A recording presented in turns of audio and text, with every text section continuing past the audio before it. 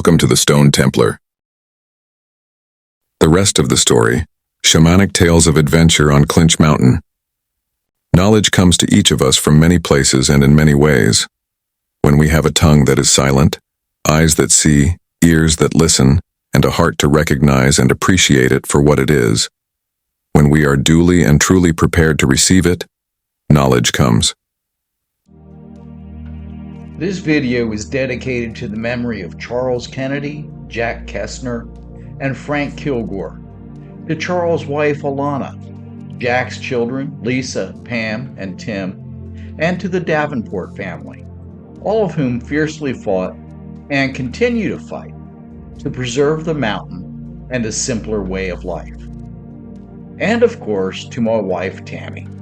Not that I had to say that, her being a red-haired Irish lass and all, if you know what I mean. In the summer of 2023, I published the Alchemical Search for the Unified Field through Intertraditions. Part of the book shares my experiences, 3 years on a mountain, with Charles Kennedy, a Native American shaman. Since the book's publication, I've received many inquiries about shamanism and Charles. People want to know what shamanism is, what Charles was like, and if my experiences on the mountain were real and where they were. I can assure you, my experiences were quite real. The mountain exists. It's a place called Clinch Mountain in far southwest Virginia. I'll try to address these questions and more in this video. As Paul Harvey would say, and now for the rest of the story. Our story is about a mountain hidden by the mists of time in a magical place called far southwest Virginia. It's a place where, as Van Gogh once said, if you truly love nature, you will find beauty everywhere. It's a place of danger and adventure, a place where one wrong move or bad decision can end your life tragically, instantly. It's a place of giants, intrepid immortal mountain men like Jack Kestner, Charles Kennedy, and Frank Kilgore. This is their story, as much as it is mine. I'm not much of a raconteur, but have been known to spin a yarn or two. Come, sit with me on a log around the crackling campfire with its swirling smoke. Sit with me as I share stories of shamanism and climbing the mountain of knowledge, seeking the flower of wisdom. Come, hear tales of adventure up on Clinch Mountain. What is shamanism? Shamanism is often associated with primitive and indigenous tribal societies. It's a nature-based practice that involves interacting with the spirit world through altered states of consciousness, often through a self-induced trance or with the aid of a psychotropic. The beating of a drum, chanting, and wild dancing allows a shaman to achieve an altered state of consciousness on a journey between the physical and spiritual worlds. If used, psychotropics are either smoked in a personal pipe, drank, or ingested. The goal is to direct spirits or spiritual energies into the visible physical world, this world, for the purpose of healing, divination, or in some way to aid human beings. Through their visions, shamans travel between the three worlds, the celestial world above, the physical world that we see and experience, and the world of darkness below. They can also see into the past and future. Shamanism is based on the premise that the visible world is pervaded by invisible forces or spirits from the world in the heavens above or from the underworld below that affect the lives of the living. Many shamans have expert knowledge of medicinal plants native to their area, and an herbal treatment is often prescribed. In many places, after obtaining permission from the patron spirits, shamans learn directly from the plants, harnessing their effects and healing properties. Plants are also named for their use. For example, bloodroot, boneset, and cancer root. Shamans often claim to be called through dreams or signs. However, some say their powers are inherited. In traditional societies, shamanic training varies in length, but generally it takes years. Most shamans have dreams or visions that convey messages. They may have spirit guides who they believe guide and direct them in their travels in the spirit world. These spirit guides energize the shaman, enabling them to enter the spiritual realm. Clinch Mountain runs for approximately 150 miles northeast from Signal Point Peak in Blaine, Tennessee, to Burke's Garden in Virginia. It has only two natural gaps in its entire length: Wadlow Gap near Gate City and Little Moccasin Gap near Hansonville. Brumley Mountain is a 10-mile-long spur of Clinch Mountain between Little Moccasin Gap and Hyder's Gap. Locals just call it Clinch. Buzzard Rock and Hidden Valley Lake are located on the western end of Brumley, and the channels Raven Ridge and Hyder's Gap are on the eastern end. Brumley Mountain Trail meanders across the ridge for approximately 14 miles between Hidden Valley and Hyder's Gap. To understand Jack and Charles and Frank, to understand my experiences on the mountain, you have to understand the mountain, the fire tower, and the history of it all. Prior to the Appalachian orogeny, far southwest Virginia was a shallow inland sea. The Appalachian orogeny was a mountain-forming event that created the Appalachian and Allegheny Mountains, about 325 to 260 million years ago. It was caused by a collision of Africa and North America that resulted in folding, faulting, metamorphism, and the erosion of the rocks. When the orogeny happened, the seafloor was pushed up and became mountaintops. After the mountain building event, pools of briny seawater remain near Saltville. Salt is needed to sustain life. Prehistoric animals, such as mastodons, woolly mammoths, and short-faced bears, came to these pools to get salt and micronutrients. Saltville is located in far southwest Virginia along the North Fork of the Holston River at the base of the Clinch Mountain Range. It's where the Appalachians end and the Allegheny Mountains begin. The Holston, Powell, and Clinch rivers of far southwest Virginia are the headwaters of the Tennessee River system. The Tennessee River feeds into the Ohio River that joins the Mississippi that flows down into the Gulf of Mexico. From Saltville, the Appalachians trend southwest down into Georgia and Alabama. The Alleghenies run northeast up into Canada.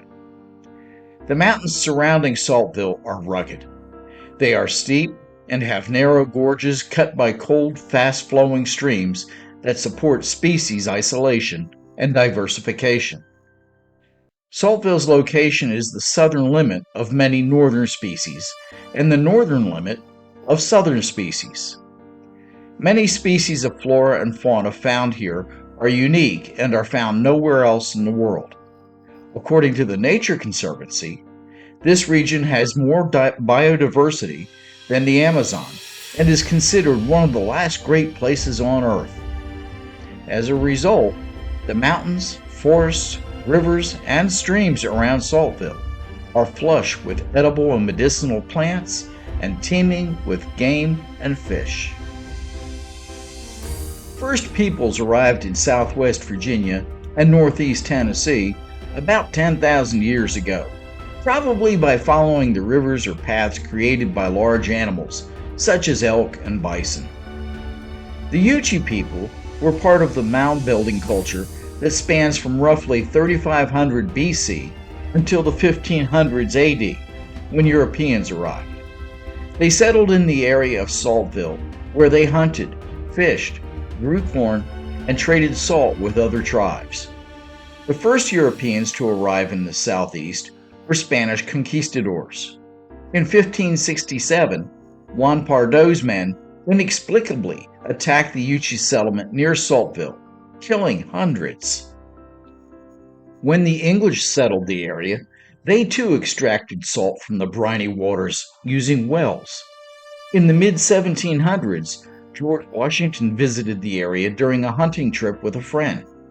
And during the Civil War, Saltville was the salt capital of the Confederacy and home to the flamboyant Confederate cavalry general J.E.B. Stuart. English exploration of Appalachia began in the 1600s with trappers and long hunters, followed by surveyors, then settlers in about the 1740s. In 1775, Daniel Boone assembled 30 axemen at the Anderson Blockhouse and blazed a 200-mile trail from Fort Chiswell near Wytheville, Virginia, through the Cumberland Gap to the Kentucky River. When Boone saw White Rocks, cliffs of the Cumberland Plateau along the Kentucky border, he knew he was about a day's march from the Cumberland Gap. By the end of the American Revolution, 12,000 settlers had migrated into southwestern Virginia and crossed the gap into the mountains of Kentucky. Most early settlers of the Appalachians were Scots-Irish, along with a few Germans. They found fertile land to farm, an abundance of game, and rivers teeming with fish. Many that came to Appalachia were tired from centuries of oppression and persecution. They sought a new and better life. All they wanted was to live simply, freely, and not to be bothered. Isolation provided by the rugged mountains offered protection from the outside world.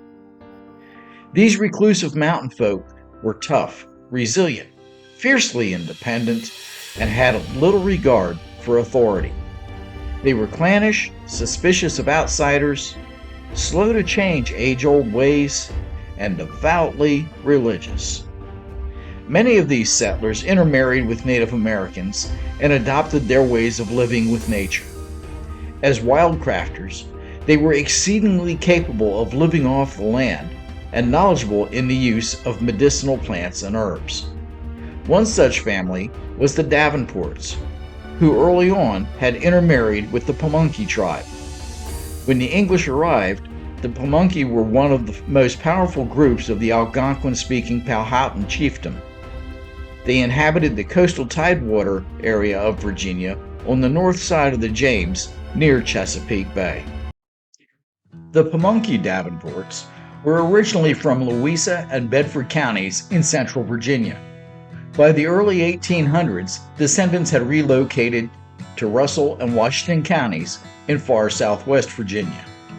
In 1862, William Greeley Davenport Sr. married Martha Kestner, a daughter of John M. Kestner and Jane Kaler of Abingdon. By 1900, William and Martha had settled near Saltville. Among their children was a son by the name of Randolph S. Davenport, known as Ran. Ran had a son named Homer Selden Davenport. Homer was written about by Peter Jenkins in his book, Walk Across America. According to Jenkins, Homer was a sinewy man with a shock of white hair and a bushy beard. He survived a lot of rough living on and around Clinch Mountain, including bites from at least 3 poisonous snakes, a timber rattler, and 2 copperheads. A self-taught medicine man who knows many old Appalachian remedies, Mr. Davenport crushes up wild onions and applies them to the snake bites to draw out the poison. Homer pitched hay with a fork, milled wheat into flour, turned animal skin into leather in his tannery, boiled cane into molasses, raised fat turnips, got a man dead who had shot him and spent time in jail for it, read to his children until he fell asleep in his stiff-backed chair, and made a kind of bread from cattail roots. His healthcare plan was found in his garden and in the wild, where plants became remedies. Homer had a farm in Poor Valley, just west of Saltville, and another up above Saltville at Red Rock Cove. Homer had 4 sons and a daughter named Colleen. In her younger days, Colleen was a shepherdess who tended her father's sheep as they grazed up on the mountains. With wild, unkempt hair and wearing a 6-shooter, Colleen was rough and direct. There's a story that she once shot the hat off a man's head. 4 generations of Davenports lived up on that mountain, rarely came off it, and usually not willingly. They helped close a chapter that once defined Appalachia and other remote regions of the country. It's about mountain men and their families who lived beyond the reach of an outside world that considered them dirt poor, if it considered them at all. A second cousin of Colleen Davenport's was Jack Kestner, who was a generation older. Jack's grandfather, Will Kestner, had a farm up on the south slope of Clinch Mountain near Hyder's Gap, a few miles west of Saltville and north of Abingdon. He sold the farm to his cousin Rand, Colleen's grandfather, who passed it down to his family. This is one of the farms that Colleen spent her summers at tending sheep, as well as up at the fire tower above Middle Knob, where the channels were. Jack was born at his grandparents' home in Hyder's Gap in 1921. In the mid-20s, the family moved to Bristol, returning to the Gap to spend weekends, holidays, and summers. During this time, Jack tromped all over Clinch Mountain, up at the fire tower, and explored the channels. After graduating from the University of North Carolina with a degree in English, Jack began his career in journalism, writing for several newspapers and receiving many awards. He retired in 1977, bought 70 acres of the Davenport farm near Hyder's Gap, and built a home he called Morningside on the south slope, where he raised his children, Lisa, Pam, and Tim. In 1983, he bought an additional 70 acres, extending his farm's western boundary. With a love of nature and writing in his blood, Jack began writing a weekly column called A View from the Mountain for the Bristol Herald Courier in 1987. It was a column about life on his isolated farm up on Clinch Mountain. It garnered a devoted following and ran for 18 years, until his death in 2005. After Jack's passing, Lisa, Pam, and Tim published a book through Clinch Mountain Press called A View from the Mountain that features the Kestner family history and Jack's best-loved columns. It's a very worthwhile read and endearing that captures the beauty and simplicity of Appalachian life. On the top of Clinch Mountain, at a place called Middle Knob, cut deep into the white sandstone, are what's called the channels. The channels are a magical place that emit an ethereal energy you can feel. When you're in the channels, it's a dimly lit, otherworldly experience of shadows, crevices, strangely placed boulders, ferns, and moss. Clinch sandstone is some of the purest sandstone in the world. Its white sand, sprinkled with leaf litter, covers the floor. It's an ancient place. It's a place where you feel the presence of God and have no doubt of His existence. It's a place of awe and wonder, a rare place where you can sense the wisdom of the mountain, a place where you must be strong, brave, and respectful. It's a place where you can touch the sky and feel the power of the earth. Many stories and legends surround the channels. Immediately above the channels, at an elevation of 4,208 feet, is a rusted steel fire tower. The tower was constructed in 1939 by the Civilian Conservation Corps and was in use right up until 1970. Its materials were carried 3 miles up the mountain to the construction site on mules and the backs of men. On a clear day, it offers a view of more than 60 miles. Near the base of the fire tower is a one-room shack where lookouts, including Jack Kestner and Colleen Davenport, stayed during high tinder season in the spring and fall. While taking a break from newspaper reporting, Jack spent the spring of 1957 up at the fire tower and channels. Based on his experience, he wrote a popular boys' adventure novel called Fire Tower that was published in 1960. When Charles Kennedy was about 10 years old, in 4th grade in Alabama, round about 1963, he read Fire Tower. The adventure so inspired him that he determined right then that someday he would find that mountain and live there. Whispering on the wind, the mountain had called him. It was his mountain. It must have been around 1965 or so when I too read Fire Tower. For me, it was the catalyst of a lifelong love affair with nature. The fire tower and channels up on Middle Knob atop Clinch Mountain is the tie that binds Jack, Colleen, Charles, and I. After high school, Charles became a certified gemologist and jeweler in Dallas, Texas. He became famous and known as the Jeweler to the Stars, as he made gaudy jewelry for well-known celebrities, dignitaries, and the obscenely wealthy. His phrasing. It wasn't until 1999 that Charles located his mountain with the fire tower that he had read about many years before. He sold most of his business, bought 100 acres of land up on Clinch Mountain just below the fire tower that he named Raven Ridge, and moved from Dallas to far southwest Virginia. One of the first things Charles did upon arriving at Raven Ridge was build a road up the mountain to where he planned to build his house. He lived in a very small Scotty-style pool camper while he built the house by hand, all by himself. It was a beautiful, rustic 2-story structure with a large balcony sporting a flower box containing red geraniums that gave it a Swiss flair.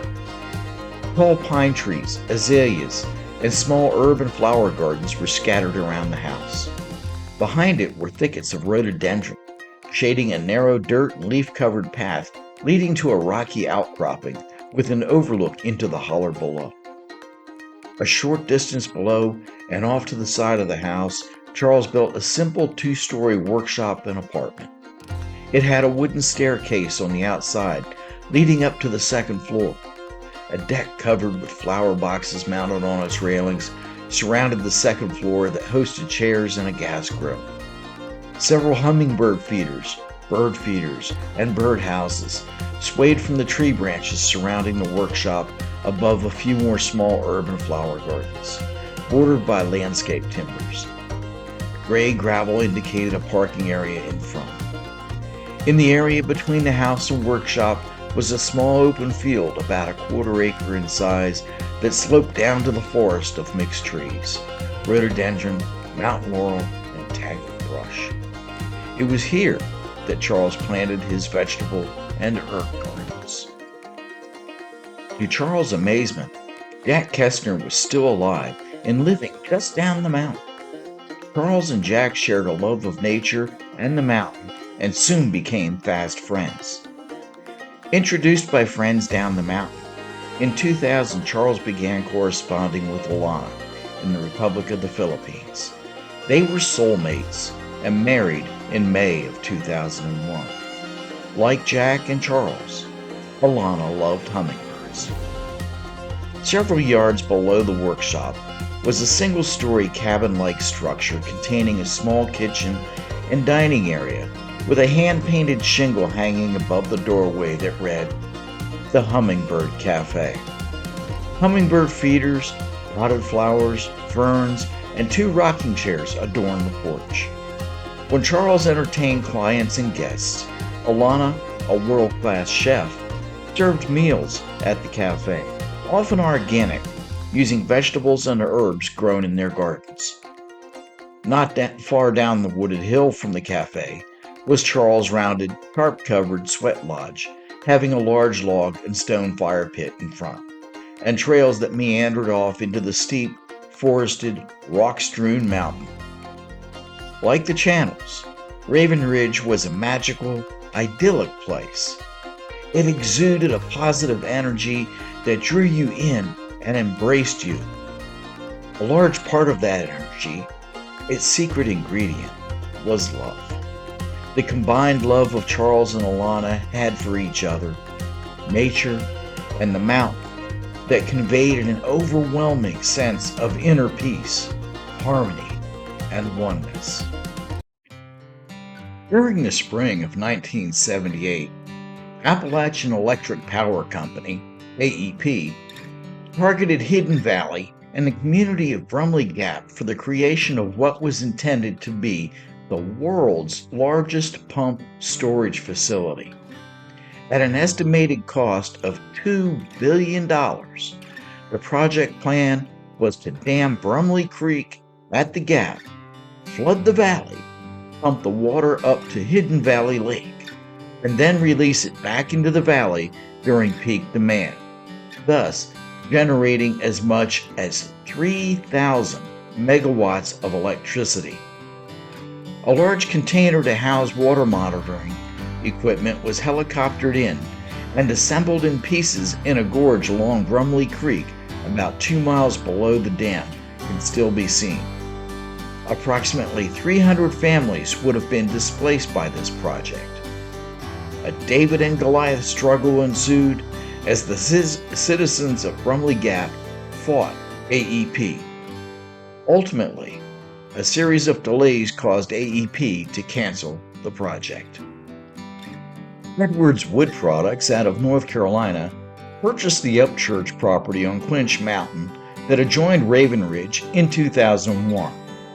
Their intention was to use the trees for pallet wood, mine slate for floor tiles, and use the sandstone for glass. The company proposed a 19-tract private gated community to the Washington County Planning Commission. The problem was that Raven Ridge owned the only access road on that part of the mountain. Charles learned about what was happening when he encountered men looking at a map on the trunk of their car in his driveway. When he asked them what they were doing, they replied that they were surveying their road. The fight was on. Charles immediately contacted Jack, neighbors, attorney Frank Kilgore, and several environmental groups. The Washington County Planning Commission denied Edwards Wood Products' proposal, but the legal wrangling continued for several more years. To protect the property, the Nature Conservancy purchased the mountain in March of 2004. In 2008, the Virginia Department of Forestry purchased it and designated it as a 4,836-acre state forest called the Channel State Forest, inclusive of a 721-acre natural area preserve to further protect the channels. A dedication of the Channel State Forest was held at the Hiders Gap Elementary School on May 9, 2008. The event was tended by dignitaries such as Virginia's State Forester, Carl Garrison, who was the keynote speaker, Senator William Wampler, Senator Philip Puckett, Delegate Joe Johnson, Delegate Terry Kilgore, Carl Kindig, who was the trustee for the Nature Conservancy, Ed Stutes, who was the regional forester for the Virginia Department of Forestry, Tom Smith, who was the director of Virginia DCR Natural Heritage, and the Kestner family. In 2007, Frank Kilgore's St. Paul-based organization, Mountain Heritage, signed the last right-of-way easement for the first phase of the Clinch Mountain Trail. It runs 14 miles from Hidden Valley Lake to U.S. Route 80 at Hiders Gap. Led by Kilgore in October 2010, Virginia Master Naturalist volunteers Lisa Kestner, Steve Lindeman of the Nature Conservancy, Claiborne Woodall of DCR Natural Heritage, and others began working the 5-foot wide trail beginning at Hidden Valley. The trail was built over several years with the assistance of volunteers and labor supplied by inmates from the Appalachian Detention Center.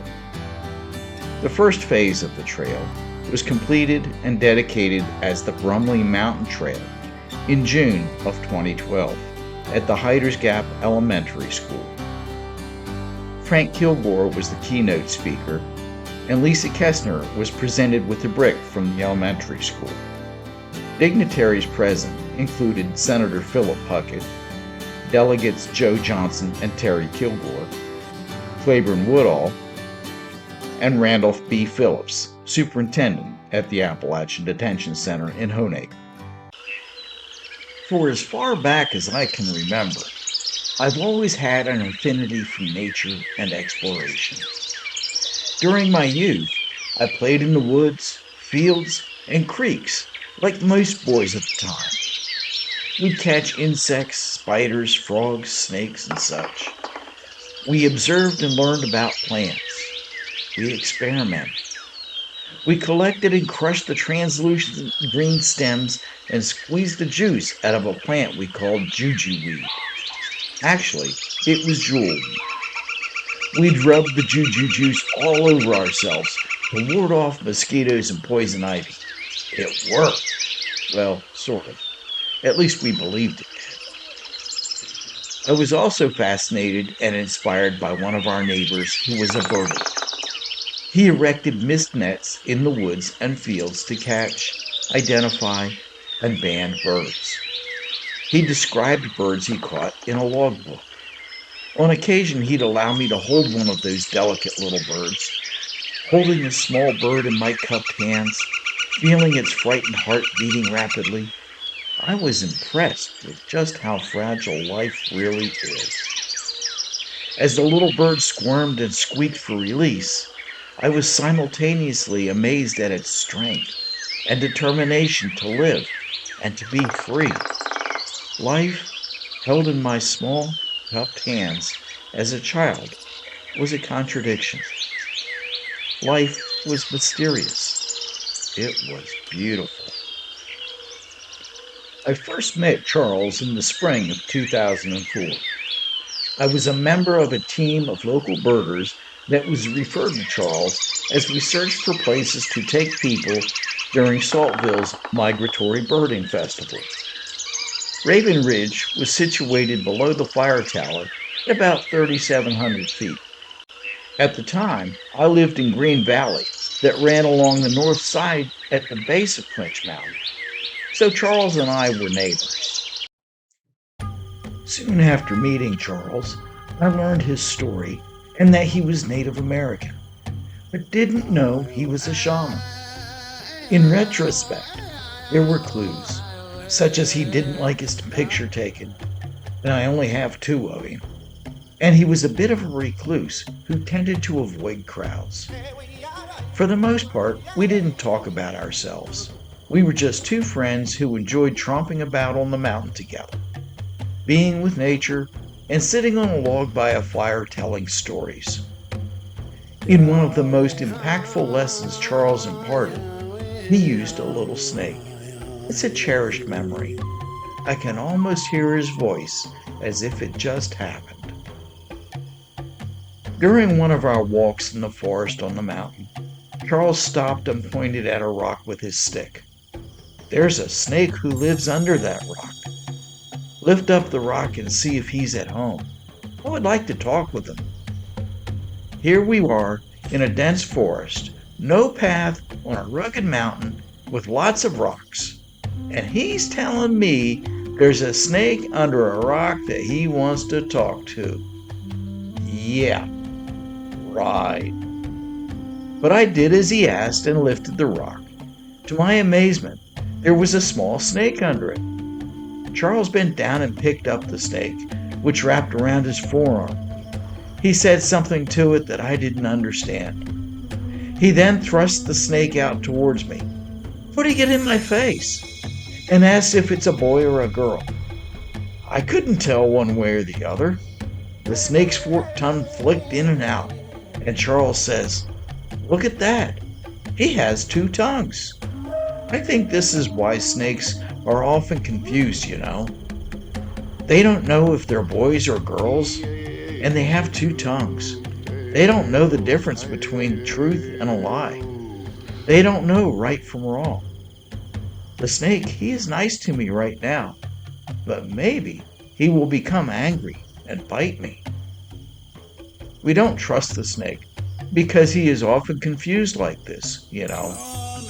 But the snake, he's important, even if he's confused and has a bad temper. The snake, he likes to wrap around things. He likes to hide behind things and hide under things. He'll trick you if you let him. That is his nature. But the snake, he is wise. He can show you which path to take if he thinks you're not looking. I'm glad the snake, he was home today. I needed to speak with him. With that, Charles spoke to the snake again before releasing it. We ignored the snake, catching a glimpse of it slithering off. We continued our walk in the direction it had gone. That night, we sat on a log by the fire and watched as the flames flickered, crackled, and popped, sending up sparks that kettled in the rising smoke. In the darkness, his face illuminated by the orange glow of the firelight, Charles gave me my name, Little Snake. During the almost 3 years that I visited with Charles at Raven Ridge, he related many tales around a campfire. Stories about a giant lizard and how the cedar tree became sacred. Stories about Corn Woman feeding the people, of Grandmother Spider, about Sky Woman, creation, and the universe. We talked about the use of tobacco and medicinal plants and herbs, about the habits of creatures great and small, and the weather.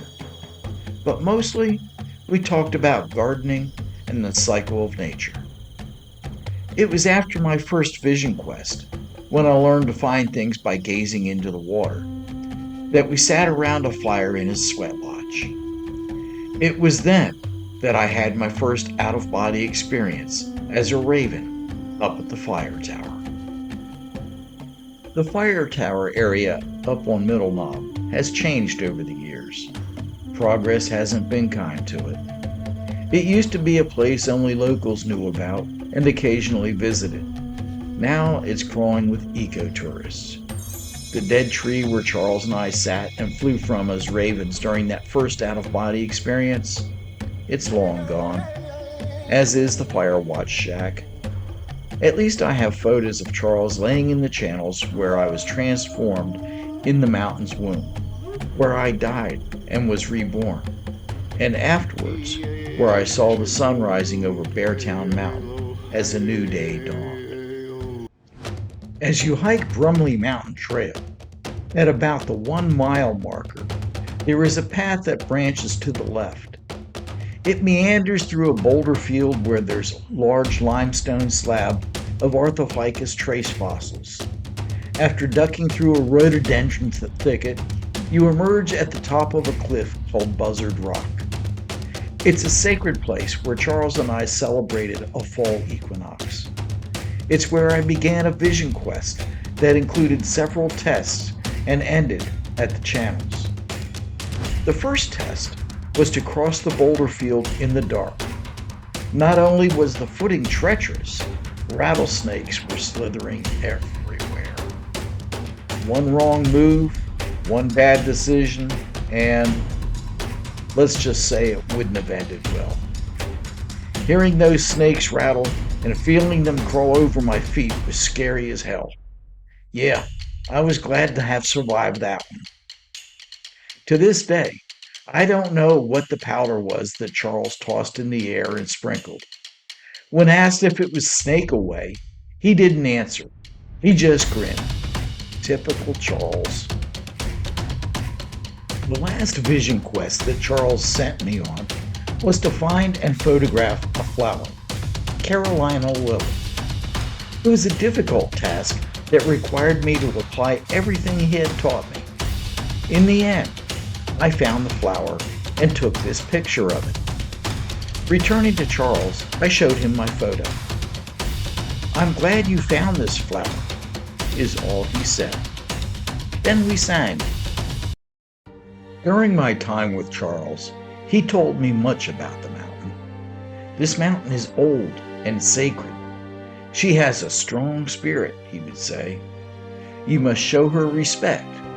If you are strong of heart and respectful, she will share her secrets. She has much to give, but if you are weak and do not respect her, she can kill you. She will test your spirit when you come here alone." The mountain tested me 3 times. First with a coyote, second with a bobcat, and third with a bear. Each time, I could have been severely injured or killed. On a late spring day in 2007, not long after we had spread Charles' ashes, I decided to seek out a waterfall on the mountain that he had talked about in an effort to honor one of the last requests he made of me. It was another of those many quests of discovery Charles sent me on. I drove to an area at the base of the mountain that I didn't often go and did not know well. After stopping at a campground and fish camp, I got directions to where the waterfall might be. After driving several miles through the forest on overgrown old walking roads, Soldier and I arrived at a place along a tumbling stream where we disembarked and began our hike. There were large, moss-covered boulders in the stream, forming deep, clear pools where native trout swam. Along the stream was a game trail that meandered under and through dense, shaded thickets of rhododendron and mountain laurel. We followed the trail a mile or so upstream and came to a fork. The waterfall was alleged to be nearby. We went to the left a ways and didn't see anything. Then Soldier, who was about a year old, began barking and growling as he stood on a log across the stream. I couldn't see what had alerted him, and he called for him to come. He just stood on the log growling and staring across the stream. As I approached, something large ran off through the brush, but Soldier remained where he was. Evidently, we had missed the waterfall, and this was an indication to turn around. Retracing our route, we went to the right when we reached the fork. After some distance, and again not finding the waterfall, we returned to the fork. Hot and tired, I sat on a boulder to rest, and Soldier and I ate our lunch. Finishing lunch, while still sitting on the boulder, I heard what sounded like might be a waterfall behind me, and noticed the rivulet of what might be a spring at my feet coming from that direction. "Come on, Soldier, let's check this out." With Soldier in front of me, I crawled on my hands and knees through the brush until I emerged at a small stony pool at the base of an escarpment.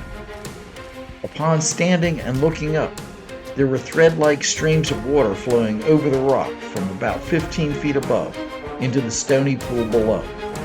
We had found the waterfall. As I was photographing the waterfall, Soldier began growling again. I looked up and saw a large black coyote. Its lips were curled, baring its sinister fangs, snarling atop the escarpment. This wasn't good. The coyote suddenly vanished. Soldier and I, keenly vigilant, slowly but purposefully retreated through the brush back to the fork of the stream, crossed it, and picked up the game trail to return to our vehicle. We no sooner began down the game trail than the coyote darted from the brush behind me and jumped the stream. It was a good thing I had put Soldier back on his leash, as he was upset and wanted to go after the coyote. A little further downstream, the coyote again darted from the brush, this time in front of us. The coyote did this several times before we reached my vehicle. It was unnerving. Finally, we got into the vehicle, got turned around, and began heading back the way we came in, on the logging road. Phew. A few yards down the logging road, the coyote emerged from the brush. His black lips curled as he growled. standing in the middle of the road with his legs spread apart, refusing to move. I had no choice but to stop my vehicle. I shifted into neutral and revved my engine. The coyote didn't move. He just stood there, glaring in defiance. I revved the engine again. The coyote still didn't budge. Soldier was in the back seat, barking wildly and trying to get out. I shifted in the drive, laid on the horn, and lurched forward as I revved the engine again with my left foot on the brake. The coyote turned and began loping down the middle of the track. We came to a fork on the right that I thought might be the one to take us back to the fish camp.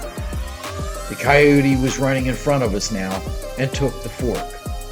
I thought this was our way out. The coyotes are tricksters, and it didn't seem right. At the last moment, I continued to go straight. The coyote disappeared.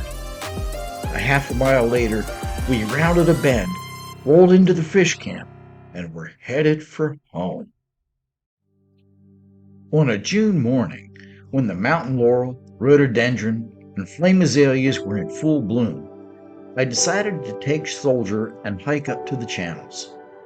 Over millions of years, the wind and rain had sculpted deep crevices into the sandstone. According to Charles, the channels were a very sacred spiritual place. We had gone there many times together. I wore a fanny pack around my waist containing lunch and water, but for some reason left my .45 at home and my whistle looped around the mirror of my Explorer. Soldier and I slowly began the 3-mile trek up the mountain, making our way along the remnants of an old logging road, enjoying wildflowers and the warm sunny day en route to the fire tower. By the time we arrived at the fire tower, it was close on to noon. The sky was a deep cerulean blue with big, cottony clouds, and the mountain laurel and rhododendron blooms were stunning in their white and red blooms. It was a gorgeous day. I recalled a similar day years before, being here with Charles, laying on our backs on the warm rocks, looking at the sky as he told me about the clouds. Before descending into the channels below, we enjoyed lunch at the base of the fire tower, which is stenciled in red with elevation 4,208 feet. After lunch, we followed a path through a rhododendron thicket behind the fire tower, down into the twilight-weathered crevices of the channels below. Almost immediately, Soldier's nostrils flared. He barked excitedly and took off running toward a side passage and disappeared from view. I trotted after him. Following his barking, I turned into a side chamber with sheer walls no less than 10 to 12 feet high. To my amazement, Soldier had one of the largest bobcats I had ever seen, cornered on a boulder at the rear of the chamber. No sooner had I come into view than the monstrous cat sprang straight up and out of the crevice. I stood there staring in awe. The cat glared at us, snarling from the rim above. This was not a Kodak moment. It was our cue to advance to the rear. And that's precisely what we did. The whole way back down the mountain, the hair on the back of my neck stood up as I could sense the big cat stalking us. Far southwest Virginia spans more than 5,000 square miles across 11 southwest Virginia counties. It includes watersheds of the Clinch, Powell, and Holston rivers, which form the headwaters of the Tennessee River system. 16 of Virginia's 17 peaks over 4,500 feet in elevation are here. More than 1,250 documented caves, 16 of which are listed as biologically significant, containing no less than 50 unique, rare, and federally protected organisms. It has more than 500 species of rare and endangered plants and animals, including 16 species of rare fish and the world's largest concentration of freshwater mussels. It's the most ecologically diverse region of Virginia, unmatched in the Middle Atlantic and northeastern United States. From time immemorial, Native Americans have considered this region as sacred hunting grounds, and permanent settlement was forbidden. However, there is plenty of evidence of temporary hunting stations. One such station, dating at least as far back as the Woodland period, about 700 years ago, was in Hansonville. It was also a strategic location that controlled access and trade through Little Moccasin Gap. After Charles' death, I began exploring the mountain alone with my dog, Soldier. One of the first places we went was Hidden Valley. The Hidden Valley Wildlife Management Area is located on the western end of Brumley and Clinch Mountains. It encompasses approximately 6,400 acres, inclusive of a 61-acre lake, as part of the Channels State Forest. Buzzard Rock at Hidden Valley offers an unobstructed high-elevation panoramic vista from Virginia into North Carolina, Tennessee, Kentucky, and West Virginia. From your perch, 2,000 feet above the valley floor, hawks and buzzards can be seen circling below. A patchwork of forest and farmland spreads out before you like a quilt all the way to the High Knob Massif along the Cumberland Plateau at the Kentucky border. As you peer into Little Moccasin Gap, you can see North Carolina as the spine of Clinch Mountain snakes southwest towards Bathe Mountain in Kingsport, Tennessee. According to Charles, because it offers an unobstructed view to the west, high up on a fossil-encrusted cliffs where solstice and equinox sunsets are easily viewed, it's been considered a sacred place since time immemorial. Immediately below Buzzard Rock is a trail along the cliff face that Charles indicated was used for shamanic ceremonies. Remnants of a Native American presence couldn't be found there until a few years ago. This includes a shelter under a boulder that contained a hearth. The hearth was used for offerings, as it didn't contain any ash or charcoal, and there was no soot from a fire on the boulder. At one time, there were neatly stacked piles of rocks, including one in the form of an eagle. There was a possible ochre glyph that appeared to be a person in a fire that could be natural, and a tunnel that had a rock wall at its entrance that Charles would lay in. Unfortunately, much of it has been eradicated by visitors. After the last ice age, about 10,000 years ago, the area surrounding Hidden Valley was lushly vegetated. Forests of centuries-old trees, hundreds of feet tall, with trunks so large it would take several men to stretch their arms around, dominated the landscape. A high-elevation cranberry bog flourished where Hidden Valley Lake now glimmers. Bison, elk, white-tailed deer, bear, bobcat, cougar, and many species of birds were on the mountain. Brumley Creek was full of native trout, and the North Fork of the Holston River contained a large variety of fish, as well as freshwater mussels. Hidden Valley is a treasure trove of natural beauty. Here, you'll find a variety of orchids, fungi, butterflies, colorful warblers, and even flying squirrels. But there is danger, too.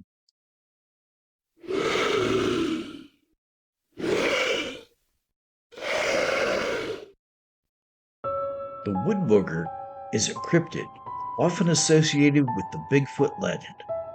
It's said to inhabit the forests and mountains of southwest Virginia. Its name, wood booger, is derived from rumors of it carrying off young children, like the boogeyman. It's similar in size, appearance, and behavior to Bigfoot, as a hairy, ape-like humanoid wandering through our mountainous forests. It was a crystal-clear summer night, a good night for stargazing. I took a notion to go up to Hidden Valley Lake to get pictures of constellations, as the light pollution wasn't as bad up there. By the time I rolled into the parking lot by the boat launch, it was close on to midnight. It was pitch black. A full moon was just coming up over the mountain, and the stars in the heavens sparkled like diamonds. An eerie mist drifted and swirled through the rushes along the shore, just above the lake's still waters. Other than a hoot owl calling, it was deathly quiet. It was creepy. It felt like something was watching me. My spidey senses were on full alert. I got my camera and tripod out. I was new to astrophotography, and it took a while to get the stars in focus and get my settings and timing right. After a bit, I noticed a small campfire and heard hushed voices about 50 yards off to my right, where a weedy little peninsula projects into the lake from a marsh area by a cove. Leaving my equipment where it was, I quietly made my way down toward the campfire and voices to see what was going on. It was just a couple of good old boys smoking and joking among the weeds while fishing for catfish. Nothing to see here. On my way back to my camera, I heard a grunt and movement in the woods. Probably just a deer, I thought. About the time I got to my camera, someone, or something, threw a rock that just missed me. Then there was all this grunting and shrieking, kind of like a bull, but not a bull, more like an ape.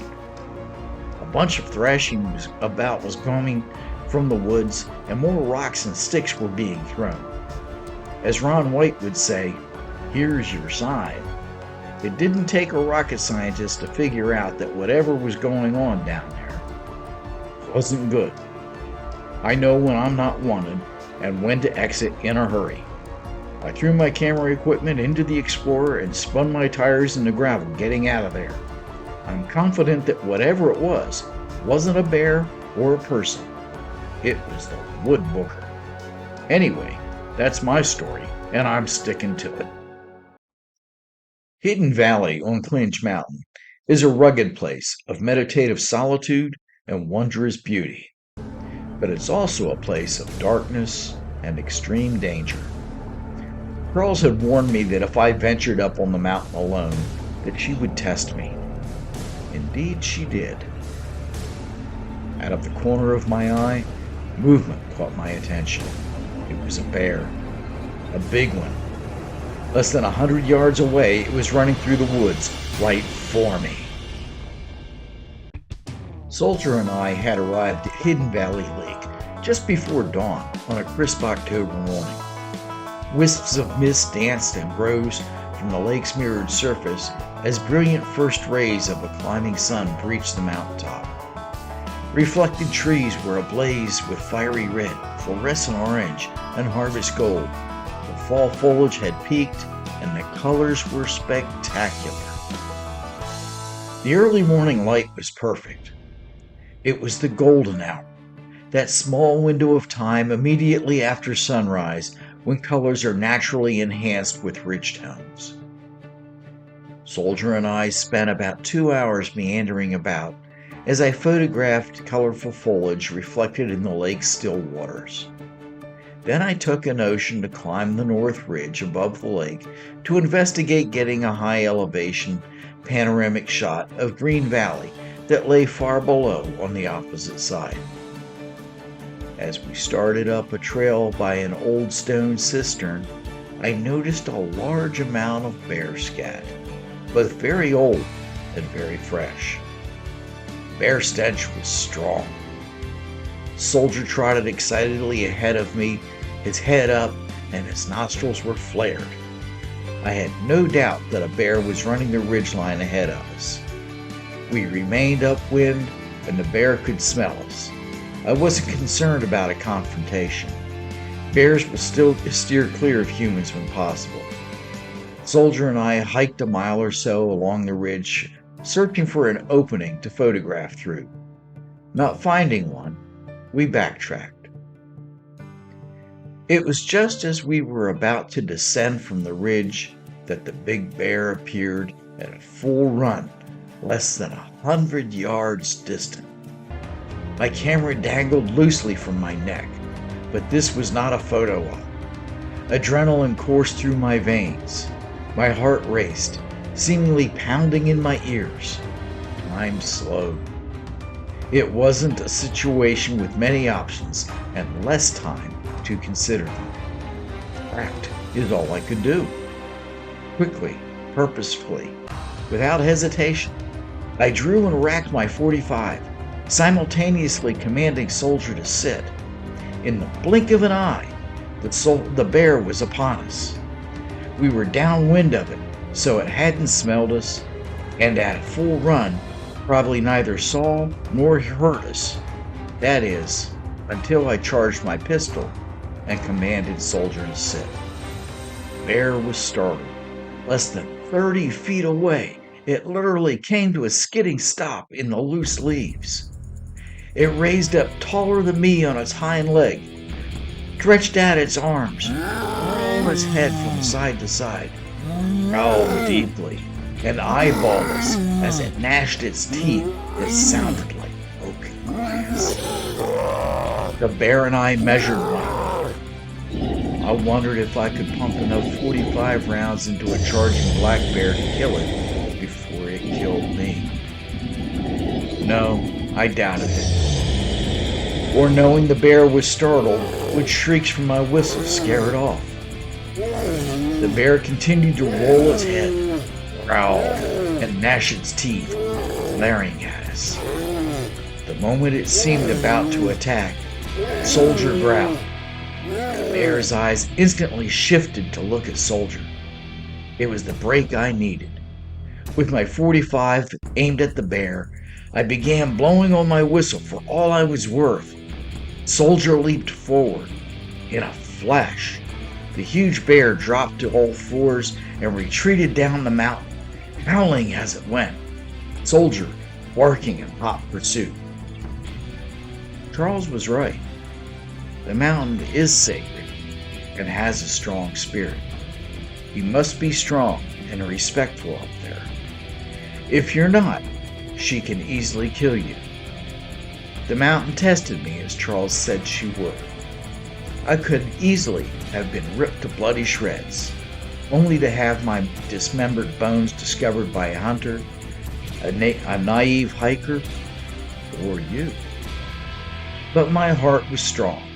I was respectful of the mountain, and I survived without a scratch to tell my tale of adventure. In the southwest corner of the Clinch Mountain Wildlife Management Area, known as the CMWMA, is Beartown Mountain, one of the highest summits in Virginia. Centered above Saltville are large red sandstone cliffs known as Red Rock Mountain. Silurian Tuscarora sandstone is highly visible on its crest. Below the crest, the sandstone has eroded by the weather, exposing red Ordovician-age Juniata Formation in vertical cliffs that give it its name. Part of the cliff is called Burning Rock Wall. At the cliff base is Red Rock Cove, where an artist camp was established in the 1930s because of the spectacular natural scenery. To the northeast are the white limestone cliffs of White Rock Mountain, capped by bright white Silurian Tuscarora sandstone that is highly visible on its crest. White Rock is as far as George Washington traveled in southwest Virginia when hunting with his friend, Colonel William Preston, in the mid-1700s. The CMWMA has the distinction of being the second largest and most biologically diverse wildlife management area in Virginia's Department of Wildlife Resources, due in part to its vast differences in elevation. The area is 25,477 acres spread across Virginia's southwestern highlands, occupy parts of Smith, Washington, Russell, and Tazewell counties. It's dominated by mountains rising steeply from narrow valley floors, with elevations ranging from 1,600 to 4,700 feet atop Beartown Mountain.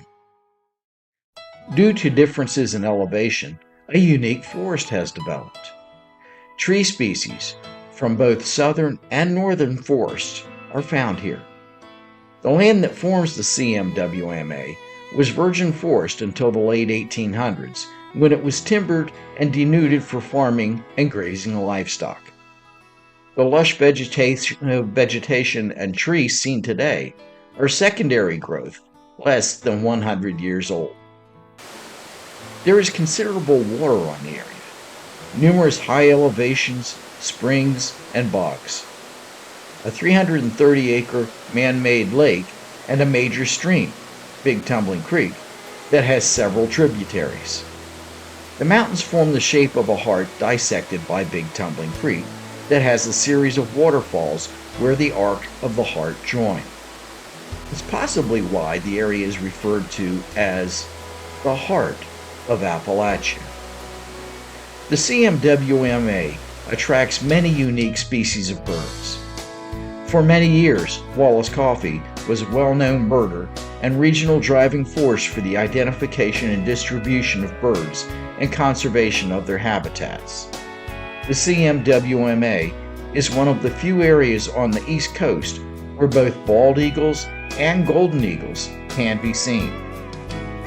Claude Griever was a respected area naturalist who, along with Doug Ogle from Saltville, worked with federal and state agencies. Their conservation efforts have not only identified and preserved the habitats of many rare and endangered flora, but identified previously undocumented species. The CMWMA hosts many imperiled plants and wildflowers, some of which are found nowhere else in the region, but grow here in abundance. For example, French Phacelia and Blue-Eyed Mary that so thickly blanket the mountainside in early May that it looks like snow. And because it's so rare, wild hyacinth is considered the holy grail of wildflowers. Native Americans have inhabited Southwest Virginia for thousands of years, inclusive of the mound-building culture. The Yuchi peoples have long had settlements in the area of Saltville, and were raided by men from the Spanish conquistador Juan Pardo's expedition in 1568. Due to topography, it is difficult to dig or create burial mounds, as generally only a few inches of soil cover primarily limestone and sandstone bedrock. However, the region is quite karst and has many caves.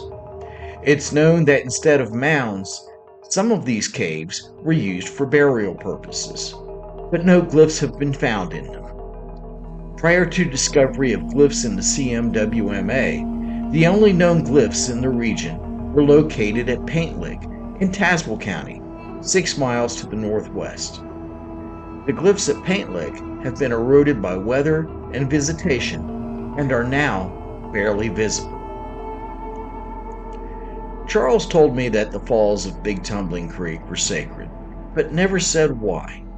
It was one of those things I had to discover for myself after his passing. In the winter of 2020, a Native American friend and I visited the falls and could sense their sacredness. As we stood on the road above and gazed into the overhanging cliff to the left of the falls, we thought we saw what appeared to be figures on the rock face. Ice on the rocks and the steep bank above the creek prohibited us from climbing down to get a closer look. Even if we had been able to get down to the creek, we did not have boots and wouldn't have been able to cross it to investigate. Using my camera, I was able to zoom in, view, and photograph the area of interest. What we saw were glyphs, possibly done in charcoal. Later investigations verified the glyphs and that there were Arthrophycus trace fossils in the ceiling of the shelter. To the right of Big Falls is an undercut or cavity containing 4 shallow stone hearths intentionally and thoughtfully constructed of thin, well-placed flat stones versus an ad hoc conglomerate. The hearths were about 12 inches in diameter and 4 inches in height. The construction and placement of the hearths suggests use over a lengthy period of time. They don't appear to be of recent New Age or pagan design. No ash, burnt wood, or soot was observed. Two of the hearths were relatively complete and in fair condition. The other two hearths were deteriorated but recognizable. Because of their wet location and lack of ash, burnt wood, and soot, it was apparent that these hearths were not used as fire pits. Instead, they were used to place offerings. Given the series of waterfalls, adjacent limestone shelter having fossils in its ceiling, and charcoal glyphs, and 4 hearths, it appears that the falls of Big Tumbling Creek were a shamanic site and is why Charles said it was sacred. Sadly, in 2023, vandals defaced the glyphs and destroyed the hearths.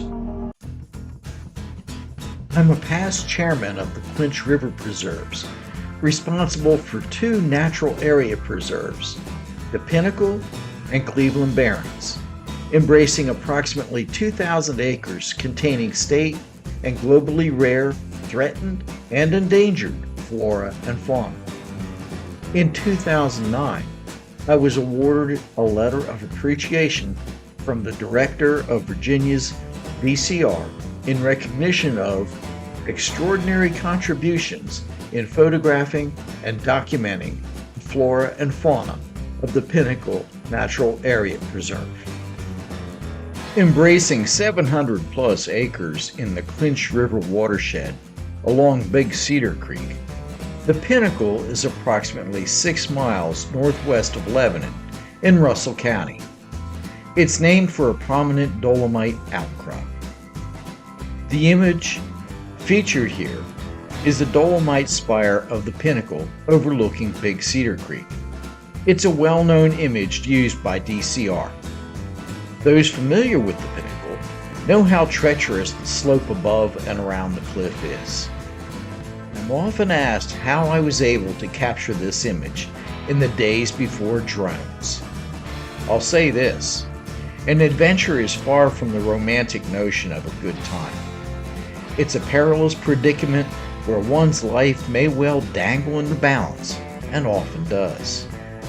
One wrong move or bad decision can end your life tragically, instantly. The only romantic aspect of an adventure is in its retrospective telling, upon surviving. Getting this shot was an adventure. The slope above the cliff is steep and slippery with leaves and loose rock. If you begin to slip and slide, there's no stopping. You'll go over the cliff. It's happened. I securely tied a long rope to a tree on the ridge above and slowly and carefully lowered myself down to the cliff. At the cliff, I tied another rope to myself and a pine tree, leaned out 600 feet above the creek, and took the shot. It was dangerous as hell, my adrenaline was rushing, and my heart was thumping.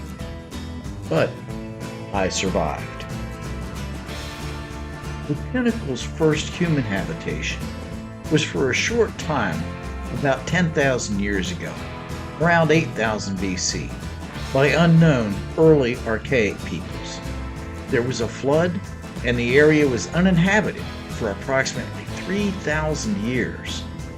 It was resettled around 5,000 BC through about 900 AD, with temporary camps for food procurement and processing. Aside from hunting and war parties, native peoples no longer resided in the Pinnacle area after about 900 AD. The first white settlements occurred in Russell County in approximately the 1760s. In the early 1800s, the Sykes family settled along Big Cedar Creek near Big Falls. In 1946, the property was acquired by Russell County and managed as Big Cedar Creek Park. In 1978, the Youth Conservation Corps added unnamed trails and picnic tables. In 1989, It was deeded to the Nature Conservancy when Russell County learned of the property's ecological significance. In 1992, the Nature Conservancy turned the property over to the Commonwealth of Virginia for designation as a state natural area, managed by DCR. DCR has since acquired adjacent properties that have been incorporated into the Pinnacle Natural Area Preserve. As with Hidden Valley and Big Tumbling, there is evidence of an early Native American presence at the Pinnacle. Rock overhangs and cave openings were used as shelters and temporary camps. Contrary to what many may believe, these early people didn't reside deep within caves, in the dark zone. Rather, they occupied the entrance and area immediately in front of a cave. The interior of a cave is often wet and humid, and an unhealthy place for humans to live. Yet, a cave's constant temperature, about 54 degrees in Southwest Virginia, offered a cool place to maintain food stores and provided protection from extreme weather, predation, and opponents. The absolute darkness of caves were very scary, sacred places for ancient peoples. As evidenced by soot marks and crude torch remains, they occasionally explored cave interiors. Along Big Cedar Creek, adjacent to the Pinnacle, Doherty's Cave was archaeologically excavated in the late 1960s. It was found to contain artifacts dating from 8000 BC to about 1600 AD. Within the Pinnacle, along the Clinch River near its confluence with Big Cedar Creek, is a rock shelter that was used by Native Americans as a hunting and fishing camp. The ceiling of the shelter is blackened by soot. A small stacked stone wall, similar to the one found below the cliff at Hidden Valley, and the hearths at the falls of Big Tumbling, is located just in front of it. A few small pottery sherds and bits of chert debitage from flint knapping were found at the site. Charles didn't visit the site that I'm aware of. Neither did he mention it, but he certainly knew about it. Held each year in late September or early October, the High Knob Naturalist Rally is a wonderful opportunity to learn about nature, meet other nature-loving people, and make friends. There's good food, good mountain music, and a good time to be had by all. The first High Knob Naturalist Rally was hosted by the Clinch Coalition at Bart Camp Lake in 2006. In 2007, I assisted with a birding outing and presentation. In later years, I provided classes on different topics, including nature photography. Eventually, I served as a member of the Clinch Coalition's advisory board. The TCC's efforts focus on High Knob, a 4,223-foot mountain which stretches into 3 counties and is at the heart of the Clinch Valley Biosphere, a 2,200 square mile area. It's the TCC's mission to protect and preserve the forest, caves, wildlife, and watersheds in our national forests and surrounding communities for present and future generations. In 2013, I was the keynote speaker at a TCC gathering at the University of Virginia in Wise. In May of 2010, Joe Tennis wrote a wonderful multi-page article about me titled An Eye for Nature in the Bristol Herald Courier. Shortly afterwards, on June 3rd, I was invited to exhibit my nature photos and honored as the featured artist at the Railroad Museum during the Clinch River Days Festival in St. Paul. The show was dedicated to Jack Kestner and Charles Kennedy, and the Kestners were kind enough to be there in support. Jerry Couch, who oversees the Railroad Museum, Bob and Susie Harrison, who coordinate the festival, Lou Wallace, who is active in promoting environmental awareness in the town of St. Paul, truly outdid themselves. To say that the show and festival were a fabulous success is an understatement. I've never been so honored and humbled by kindness. The gallery was perfect. There was more food than you could shake a stick at, wine tasting, and even an orchestra. It was quite a gala event and a bit overwhelming. I've always been fascinated by caves and had visited a few commercial show caves. My shamanic experience, that brush with death with Charles up at the channels, piqued my curiosity about the underworld after his passing.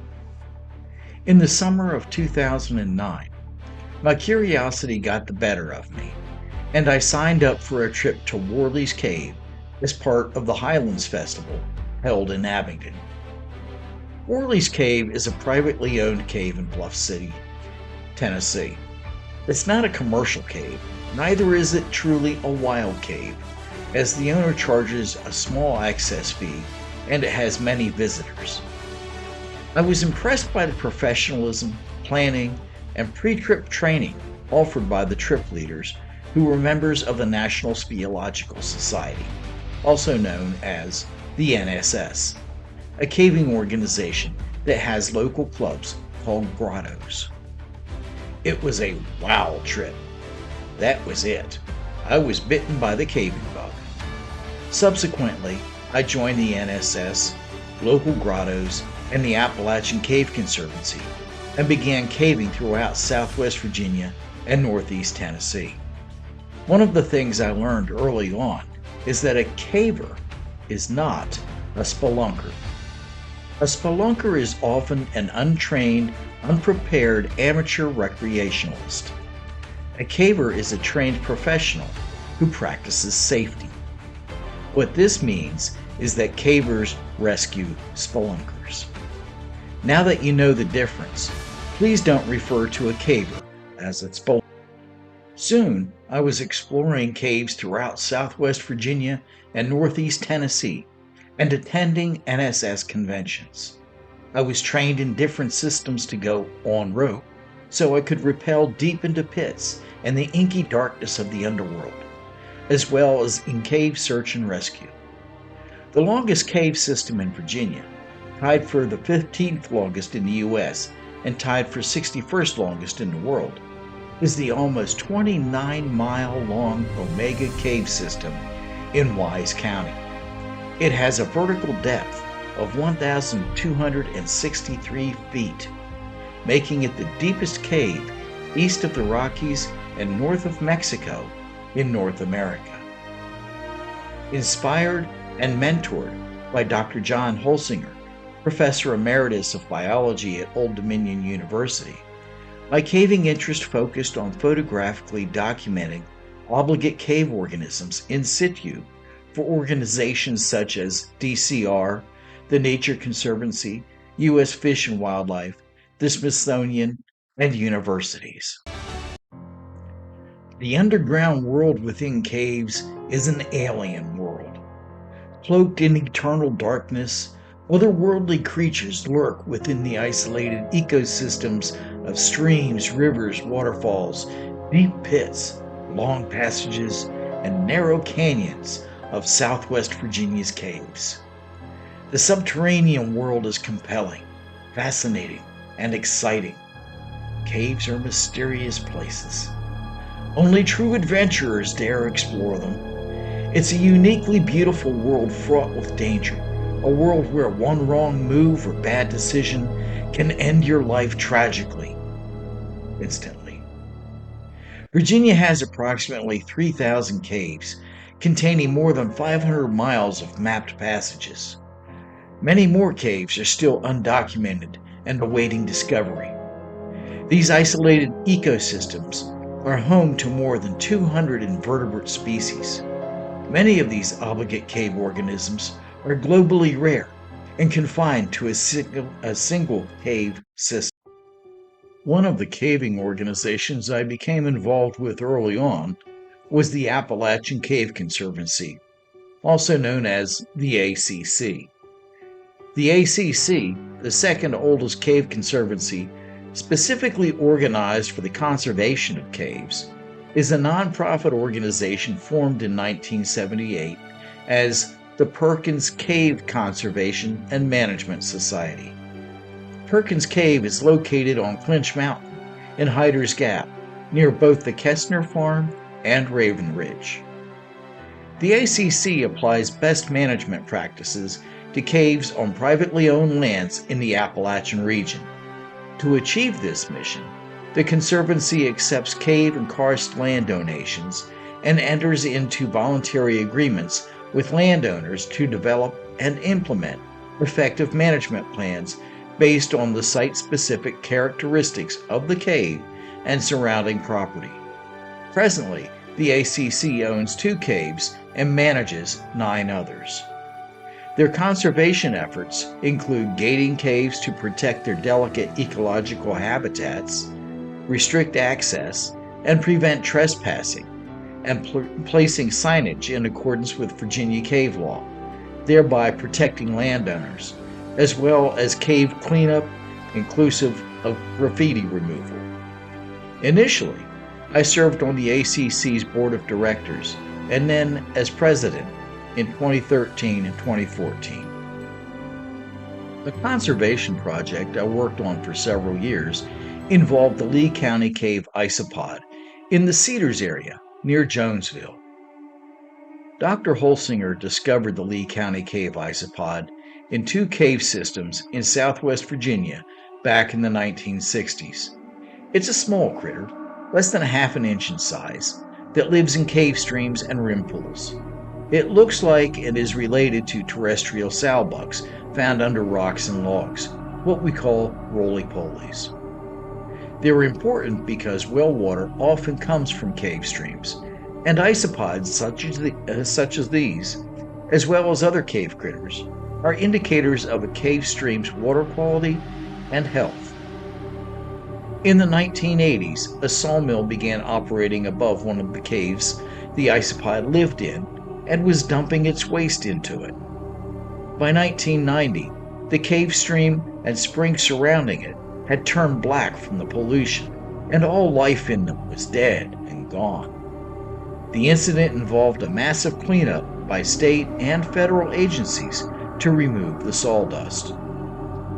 The Lee County Cave Isopod was considered both globally and state imperiled due to extirpation of one of its 2 known populations because of the groundwater pollution of its extremely limited range. Miraculously, the isopods began to reappear in the early 2000s. A quarterly physical count of the isopod continued until about 2015, when it was determined that its population had stabilized and it was removed from the critically endangered list.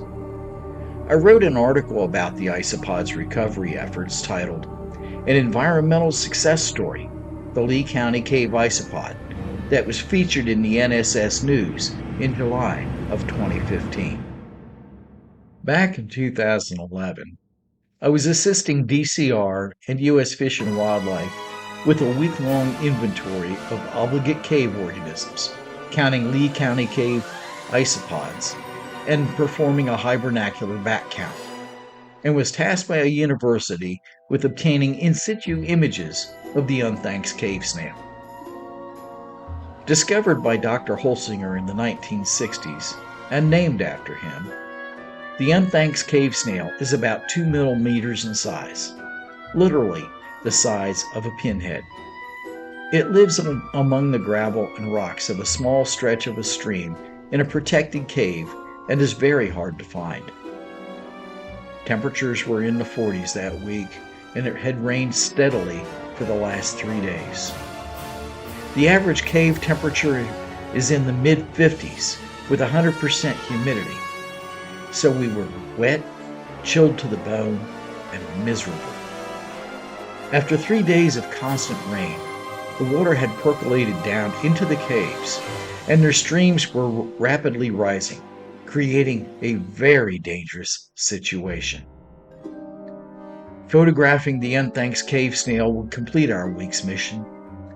In the pouring rain, Will, the Virginia Cave course manager, and I set out for Unthank's Cave to get her done.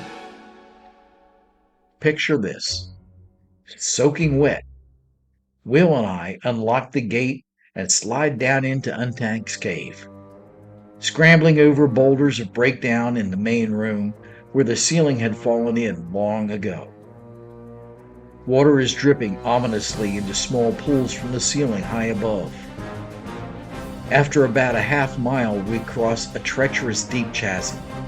On the other side is a narrow, slippery clay ledge. With our backs pressed against the wall, we make our way above the precipice. The ceiling begins to slope downward. Caked in mud, we crawled toward the small opening. It was the entrance to a 10-foot baffle, like the U-shaped P-trap of a sink. Where we normally slide down into it, crawl through, and come up into the historic area of the cave where the stream having the snails was. The baffle was flooded, and the water was rising. After briefly debating turning back, we decided to go for it, to get her done. Following Will, I wrapped my camera in a plastic garbage bag, gripped it tightly, slipped into the water, and felt my way through the baffle. Emerging into the historic area, my focus was accomplishing my mission as quickly as possible and getting out of there before becoming trapped. It was the most difficult and photographically hostile environment imaginable. There I was, soaking wet and 100% humidity with dust particles floating everywhere, cold, glasses streaked with muddy water, trying to find a snail the size of a pinhead among the gravel and rocks of a rising cave stream using just the light of my helmet. And then, somehow focusing on it and photographing the bloody thing. It was insane! But we got it done. Went back through the baffle, along the ledge, across the chasm, and got out of the cave just in time. A few more minutes, and we probably would have been a recovery statistic. Here in Appalachia, the people are fiercely independent. They're self-reliant and as rugged as the mountains that isolate their hollers and folds. They are people of the land who are close to nature. As such, they're very spiritual, if not religious. Sometimes that spirit fills the heart of a body. It calls to them, and they must answer by preaching that spirit, the word of the Lord. In a halcyon land that time forgot, a man's word and a handshake still means something. It's a matter of honor reflective of their character that's stronger and more binding than any written legal contract. It speaks directly to the courage and strength of convictions, the principles, integrity, and reputation of a family's name impacting generations. Jack Kestner, Charles Kennedy, Frank Kilgore, and their families are legendary because they honored their commitment to preserve and protect the mountain. When the mountain called, they drew their swords and rallied others to defend her. Our history and our way of life without hesitation or mental reservation, it was their calling. Charles introduced me to the mountain. She accepted me, and her spirit filled and became part of me. After Charles passed, the spirit of the mountain called upon me too. As with Charles, Jack, and Frank, my mission was, and is, to preserve and protect her, to stimulate awareness of her importance, wonder, and natural beauty, to educate, inspire, and motivate others, rallying them to her cause. In the years since, I've endeavored to do the mountain's bidding, using lessons Charles imparted, becoming familiar with her many gifts as a naturalist and nature photographer.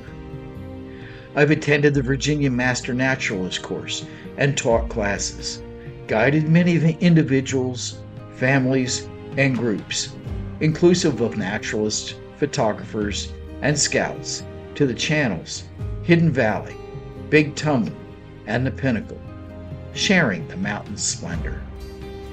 I've been privileged to give presentations about the mountain to many diverse groups, clubs, and organizations, and have been featured as an artist at exhibitions and written about in various newspapers. What is most rewarding, what I cherish most, is just being able to share my experiences, enjoying a simple life in harmony with nature, meeting my neighbors, and living in these mountains among wonderful, like-minded folk. When I was a boy, I hungrily read National Geographic magazine every month and eagerly followed the exploits of members of the Explorers Club as they trekked to the ends of the earth, to the frozen north of South Poles, the remote deserts of Mongolia, the steamy jungles of the Congo and the Amazon, scaling the heights of Mount Everest, sailing the oceans on a raft, and flying out of this world to the moon. I was enthralled by their strength, courage, and daring do. I dreamed of being an explorer, traveling the world and having adventures, so I joined the Navy. Fittingly, my first ship was the Richard E. Byrd, a guided missile destroyer named after the renowned pilot and explorer. I traveled the world, experienced life and history in the making firsthand, and had adventures as only a young man can. Stories for another day. Released in 1981, Spielberg's Raiders of the Lost Arch, featuring globe-trotting archaeologist Indiana Jones, further fueled my desire to be an explorer. A real explorer. Unfortunately, the military and family commitments put a damper on it, and I wasn't able to pursue it. By the time I met Charles, I'd forgotten about it. I was enjoying a simpler life, learning about being one with nature. To put that in perspective, a reporter accompanying me on a hike once asked why I spent so much time with nature. She was surprised when I responded, "This is where God is." Being with nature is like attending God's church. The smell of the forest and flowers is like a purifying incense. The sounds of rustling leaves, birds singing, and insects buzzing are hymns praising Him. And the breeze you feel on your face is the Almighty caressing you. Good things often happen when you least expect it, when you stop trying so hard and thinking about them, like finding those reading glasses on top of your head or those misplaced keys. During the summer of 2019, the NSS convention was held in Cookeville, Tennessee. Being as it was so close to home, it was an opportunity to visit with caber friends from across the country we don't get to see very often. One of those friends was Bill Steele, who we first met at the convention in Pennsylvania in 2013. Bill is a world-renowned caver who has led and participated in expeditions to many of the longest and deepest caves in the U.S., Mexico, and China. He's led many Explorers Club flag expeditions to Sistema Huatla in southern Mexico since 1977. At 5,120 feet, Sistema Huatla is the deepest cave in the Western Hemisphere and the 10th deepest cave in the world. He's a fellow of the NSS and recipient of the Lou Bicking Award, and a fellow emeritus of the Explorers Club and recipient of a Citation of Merit. One of the most exclusive and prestigious clubs in the world, the Explorers Club is a multidisciplinary society dedicated to the advancement of field research, scientific exploration, and resource conservation that expands our knowledge of the world we live in. During my conversation with Bill, he asked if I'd be interested in becoming a member of the Explorers Club, that he'd nominate and sponsor me. It was unexpected and a bit of a shock. After a lengthy vetting process, I was elected as a member. My childhood dream had come true. In the fall of 2012, I met the love of my life, a feisty, red-haired Irish lass named Tammy Carey. She enjoyed a simple life and nature as much as I did, and was a caver to boot. Tammy had a farm near Church Hill, but was taking care of her elderly parents and living at their farm near Belton. Most of our dates involved spending time up on the mountain looking for rare and endangered wildflowers that she called weeds, and caving. We spent hours talking about our past, getting the baggage out of the way, and wondering about the future. We had a lot in common. After a few months of dating, we went to Lowe's for building supplies. Sitting in my truck in Lowe's parking lot, we were having one of those heartfelt future conversations, and I must have said something about us being married. Tammy said, "Stop. Did you just propose to me in the front seat of your truck in Lowe's parking lot?" Well, I reckon I did. How about it?" "Okay." And that was that. When we got home, the first thing I did was ask her dad if I could marry her. He didn't say a word, just went into his bedroom and returned with a shotgun leveled at me. Giving me the squinty eye, he said, "You better do right by her, or else." Yeah, I about dropped the water on the floor. The wedding was held at Tammy's dad's farm on Valentine's Day. It was a small, intimate, family-only ceremony. Nothing fancy, just blue jeans and white shirts. Dad holding the shotgun and the preacher man banging on the Bible. The shotgun is called Old Beck. It's been part of family weddings for 6 generations now, and has been passed down to our daughter. It's a cherished family tradition. Tammy isn't your stereotypical mountain girl that runs around barefoot and pregnant. Oh hell no, far from it. Don't let her petite stature, beguiling smile, and sweetness fool you. She's a firecracker. She has a heart of gold, but as tough as nails, and I pity the fool who crosses her. Raised as her daddy's girl, she's been a blacksmith, welder, heavy equipment mechanic, and operator, and farmer since she was little. Worked all phases of construction and does mechanical and structural engineering design. She can physically work circles around most men half her age. A genuine mountain treasure, she's also raised and sheared sheep, rabbits, and goats, spun yarn and weaved cloth from their wool. She's raised, butchered, processed pigs, cows, sheep, and birds too. And she can hunt and fish. She's even skinned out a bear. She cans everything we grow and knows home remedies too. Like Colleen Davenport, Tammy's earned the respect of the good old boys around here, and doesn't often come off the mountain. What most folks don't know is that Tammy is quite accomplished. She can whisper to animals. As a girl, she was identified as an Olympic hopeful and rode in the Olympic trials for 3-day eventing and dressage. She's a former Grand National champion who has trained Lipizzan stallions, ranch and race horses for King Ranch, and performed trick riding at Ringley Brothers Circus. Heck, she even has a trophy for bull riding. On top of that, she's a certified respiratory therapist and has a degree in business agriculture. Tammy's about as pretty, independent, hardworking, tough, accomplished, and visionary as they come. A true Renaissance woman, she loves to learn, is fearless, and will try anything. Rosie the Riveter ain't got nothing on her. I'm proud of her. It's important to celebrate her strength and independence. Tammy's dad, a World War II vet, wounded taking the beach in Guam, died on Memorial Day in 2013. Afterwards, we moved to the farm in Carter's Valley, not far from the Carter family fold, and a stone's throw from Clinch Mountain that is seen from our backyard. It was the dawning of a new day. Farm life isn't for everyone. It's long days and a lot of hard work. No matter how you try, you'll never get it all done.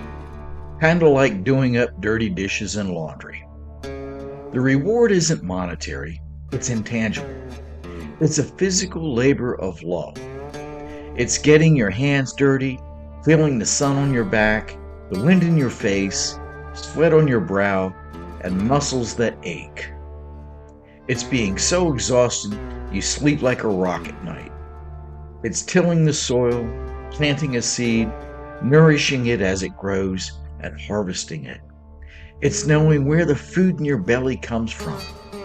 It's giving of yourself, working in harmony with nature, and helping your neighbor.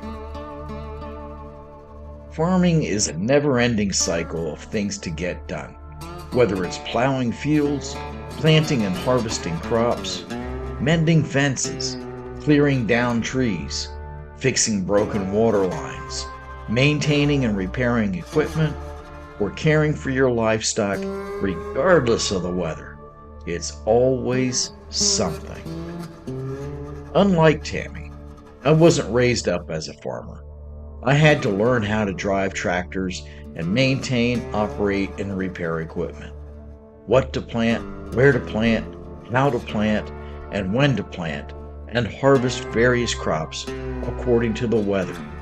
About soil composition and fertilizing, weed and pest control, caring for, butchering, and processing livestock, how to use a cutting torch, braze, weld, and blacksmith, and how to creatively think out of the box to get things done.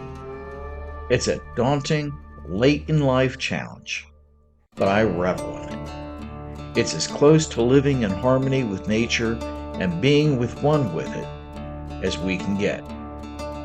One of the benefits of living in Appalachia is being able to go a few steps out our back door into the natural beauty of nature, a place where things are found nowhere else on earth. As tough as it is, farming isn't all work and no play. We take breaks and make time for entertainment, usually something involving nature, but not always. Tammy and I live a simple, pragmatic life, practicing the old ways of doing things, to the extent some have accused us of being Amish. We do have Amish friends, but have too many English ways about us and aren't Amish. While attending the 2013 NSS convention in Pennsylvania, we visited an old order Amish friend near Lancaster and bought 2 Dutch harness horses, Richie and Roxy, from him. A few years ago, we decided to go for a short drive to a nearby general store and harnessed Richie to the buggy. At the time, I looked and dressed like the Amish.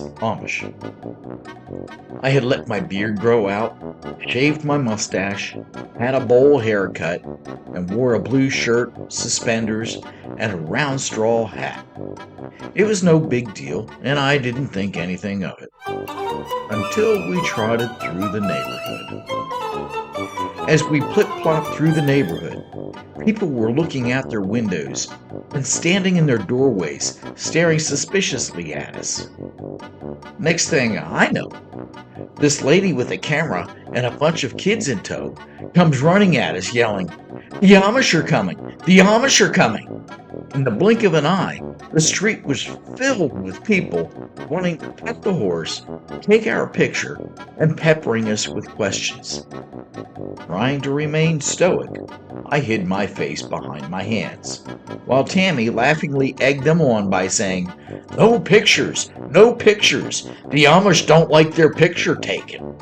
It was fun. It gave folks something to talk about. They still talk about it. The day the Amish came to town. In 1504, Jacopo Sannazaro wrote a romantic pastoral poem called Arcadia. In the poem, Sannazaro pursues an idealized pastoral existence among shepherd poets in the lost world of Arcadia.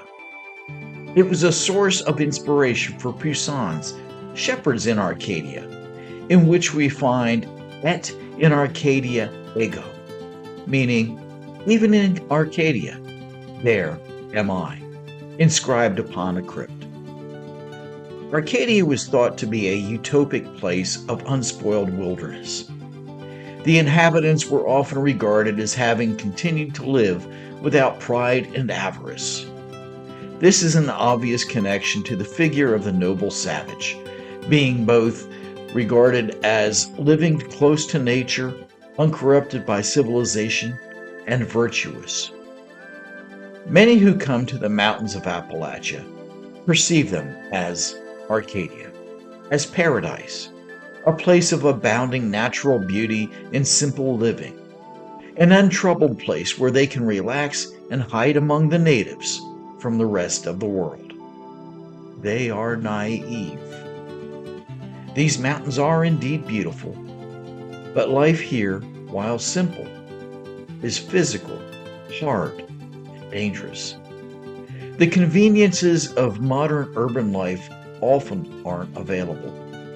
The land provides what we need, but we must work hard for that reward, earning it from the sweat of our brow. Danger of all kinds is everywhere, whether it's working with equipment on a farm or watching where you step during a hike. You must be aware of what's around you and focus on what you're doing at all times. Remember, one wrong move, one bad decision can end your life tragically, instantly. My journey began as a little boy running barefoot, exploring fields, forests, and streams, catching bugs, spiders, frogs, and snakes, and learning about plants. A boy who was inspired by a birder and naturalist, and the reading of an adventure story about a fire tower and a place called the Channels. It was on the mentoring wings of birders, great men such as Wallace Coffey, Roger Mayhorn, and Dave Worley, and renowned naturalists like Doug Ogle and Claude Griever, who nurtured my interest in nature and introduced me to Charles. In addition to his friendship and teaching me about nature, the universe, and life, Charles planted seeds of knowledge. These seeds have taken years to sprout, grow, and bear fruit. Some are still sprouting, growing, and bearing fruit. I'm still learning and growing. I'm many things, yet I'm nothing more than a man. This is my reply. Some claim that I'm a shaman. I'm not. Others claim that I'm something else still. We are what we are as perceived within the construct of another's reality. That said, I'm fortunate to have had experiences leading to the acquisition of unique knowledge. Knowledge comes to each of us from many places and in many ways. When we have a tongue that is silent, eyes that see, ears that listen, and a heart to recognize and appreciate it for what it is, when we are truly and duly prepared to receive it, knowledge comes. After Charles died, I ventured onto the mountain alone, and she tested me. Each time, I could have easily been maimed or killed, but I survived. I survived and returned to sing songs of my adventures. Charles was a raven, a messenger of the gods who traveled beyond the three worlds as a spiritual magician, healer, and teacher. He was a guardian of the mountain and keeper of her secrets. He was reborn and is immortal. As for me, I became something else. I'm Zashi, the little snake. I have brought you by a way that you knew not, led you along paths that you did not know, made darkness light before you, and crooked things straight. The artist Vincent van Gogh said, "If you truly love nature, you will find beauty everywhere. Like the sea, The mountain is a beautiful and terrifying mistress. The mountain is an eternal spirit that rises as a fog from its hollers. Once she casts her enchantment and enters your heart, you are forever hers. You belong to her wherever you may be. When your heart hears her siren's call, when she whispers upon the wind, rustling the leaves of the trees, when she sends forth the calling ravens, when the fog rises up out of the hollers at sunrise, whenever she beckons, you must return to her embrace. Jack, Charles, and Frank lived by example. Their legacy is one of simplicity, humility, peace, and friendship, doing good unto all. For those of us who their lives touched, they stimulated an awareness of nature. They educated, inspired, and motivated us to be the best that we can be, to preserve and protect the mountain. While their passing was seemingly tragic and untimely, it was necessary. Their lives had created a pocket of water in a chaotic world. Their deaths were necessary so that we who knew them might be reborn, grow, and advance, becoming more than we once were. Jack, Charles, and Frank continued to live. They are immortal. They reflect the spirit of the mountain we call home. Charles taught me much about the mountain. This mountain, she is old and she is sacred. She has a strong spirit, he would say. She will test your spirit when you come here. You must show her respect. If you are strong of spirit and respect her, maybe she will share her secrets. Truth be told, I probably should have died up on the mountain more times than a cat has lives. But somehow I've survived to tell my tales of adventure.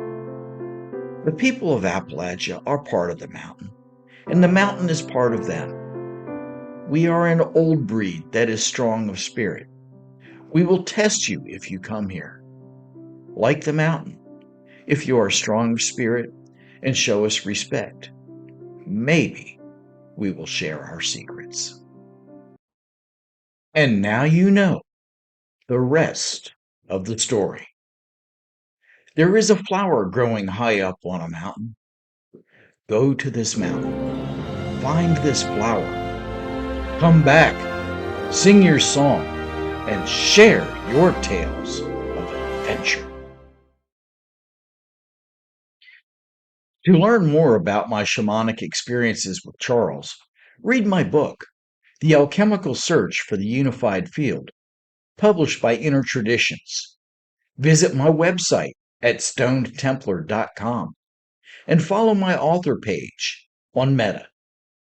You may also like to read Fire Tower by Jack Kestner, that is reprinted by Clinch Mountain Press. You may also enjoy Jack Kestner, A View from the Mountain by Lisa, Pam, and Tim Kestner, also published by Clinch Mountain Press, that provides family history and Jack's wonderful articles featured in the Bristol Herald Courier.